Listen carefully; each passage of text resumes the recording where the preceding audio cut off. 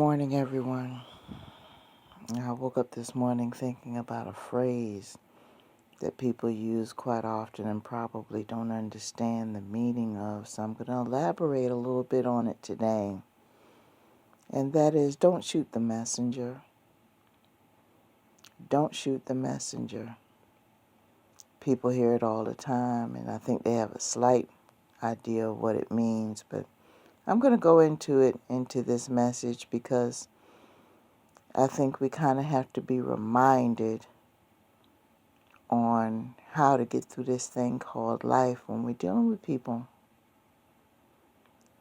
I'm going to address superficiality today. And for those of you who are unfamiliar with superficiality is, that's basically judging a book by its cover solely and not the contents.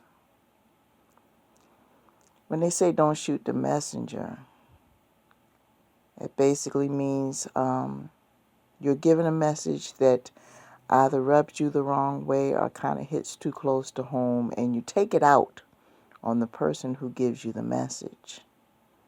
Don't shoot the messenger because they gave you a message that you needed to hear.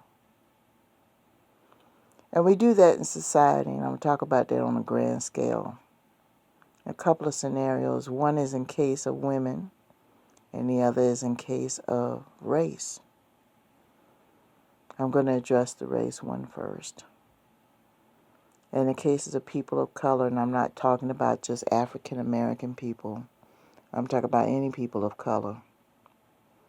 How many times have you been in a situation where you have heard a person of color say something, give a message, say literally the exact same words to a group of people, and they will not receive it? But that same group of people will go to a person who's not to a person of color, tune in to them, and that person will give the exact same message with the exact same words, and they will receive it. The first person that they gave the message to, they were looking at the messenger. They shot the messenger. They had it in their mind the minute that that person came out on their stage or came on their screen that they were not going to listen to them because they did not like the messenger. Or it doesn't matter what they're going to say. I'm not going to listen to them anyway because I don't like the way they look. Or they feel because of years of tradition or years of bad information that that person doesn't belong up there. We have to understand where some traditions started. A lot of us are engaged in traditions and we have no idea where they came from. We're engaged in traditions because mama did it, grandma did it, but we don't know why they did it, and they don't know why they did it.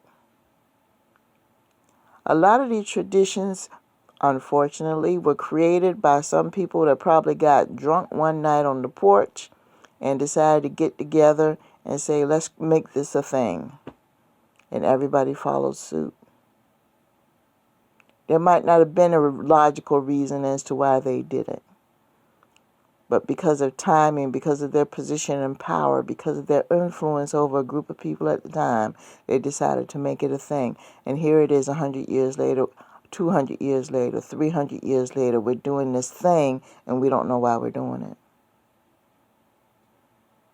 Understand what you're doing that you call a tradition. Pay attention to why you're doing it. Some of us are subconsciously doing things and we don't understand why. You know, when I was a little girl, for years, I was told certain little things not to do, and I never could understand why. And the few times that I did ask why, I was either punished physically or put in a timeout or verbally, or I was ignored. She's a troublesome child, isn't she? She asks too many questions. Just to come to find out later on, 20 years, 30 years later, society as a whole also questioned the same thing. The messenger was shot.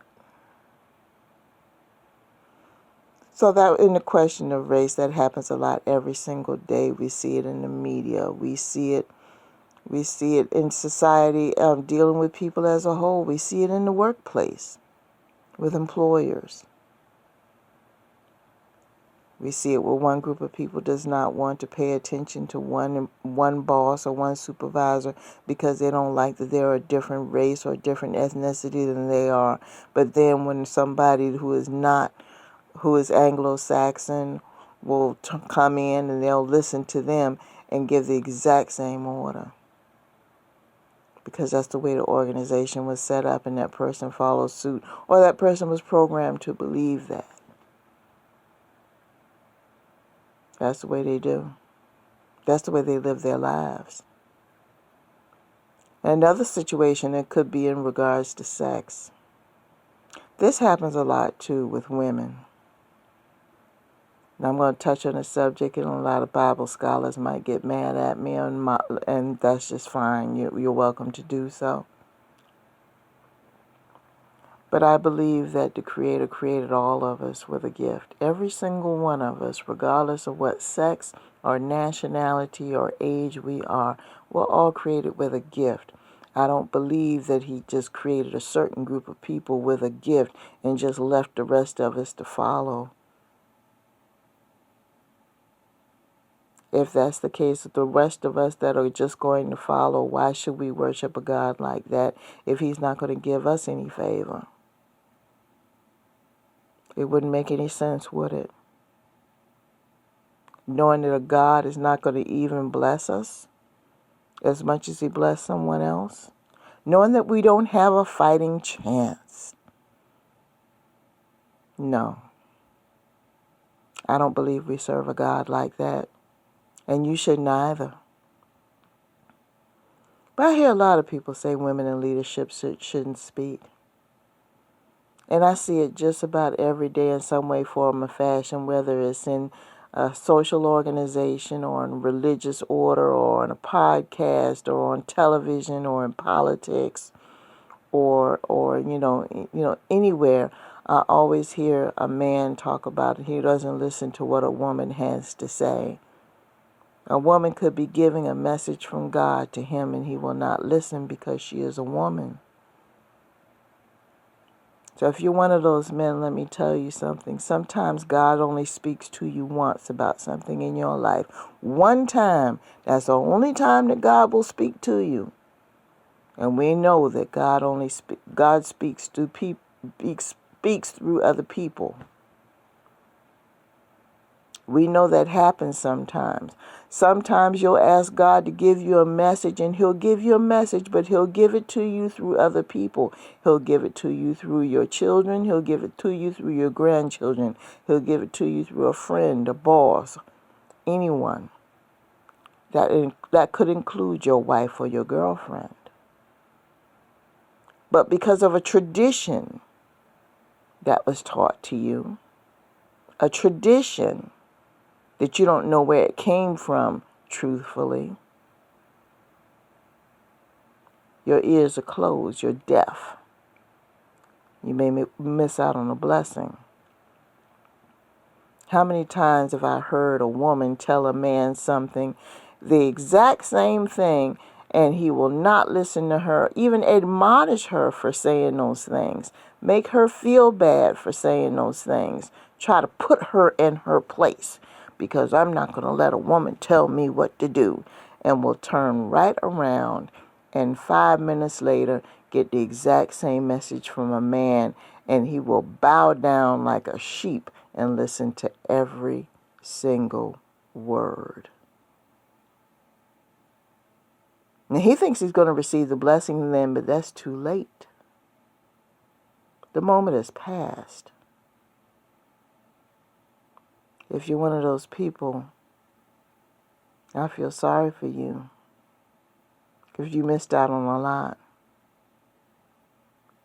And I also feel sorry for you because every time that you don't listen to that woman when she tries to talk to you, you are taking away the companionship and the love that you're going to need when you need it, in your dying days, in the days where you need that companionship that only a woman can offer, because she might be the only person who can give it to you. And when that time comes, she's going to think about all those times that you put her down and that you didn't listen to her. And she may not be available to offer that to you. And she might be the only one to do so. Same situation in regards to the person who doesn't want to listen to the other person because of race. Same message. That might be the only person that can recommend you for a promotion, or recommend you for extra hours, or help you advance in school. They could be in a position of leadership to help you get that job, or help you get the class that you're looking for in school. But because you have an issue with that person because they're not of your kind or of your racial preference, you're going to be overlooked. You're going to miss out. This is all superficial, people. This is all superficial. And what you have done is you have shot the messenger and denied the message. But you received the message from somebody else. But see, the problem is, just because you receive the message from somebody else later on, you think you're still going to receive that blessing then. See, this is where the caveat comes in. Just because you didn't receive the blessing and take the information when you were spoken to you the first time, doesn't mean you're going to get it later on from the familiar face. That opportunity could have passed. That opportunity could have been the first opportunity, not the second one. Oh, well, I got the blessing anyway. No. Your opportunity to get the true blessing and the most out of it, the most out of that message, and the most out of that opportunity was the first time you heard it, not the second. So you guys didn't know that part, did you? You're taking advantage of what's being given to you from God. You're taking advantage of God's presence. And you're taking advantage of God's creation. This is just a reminder that we're all created by God, every single one of us. And if you have a problem with what God has created on this earth to live and to serve with Him every single day, then you have a problem with God, not with what He's created, not with what He has worked on and what He has done. You have a problem with Him. And with that being said, I'm going to go ahead and let you guys go. Peace to you all.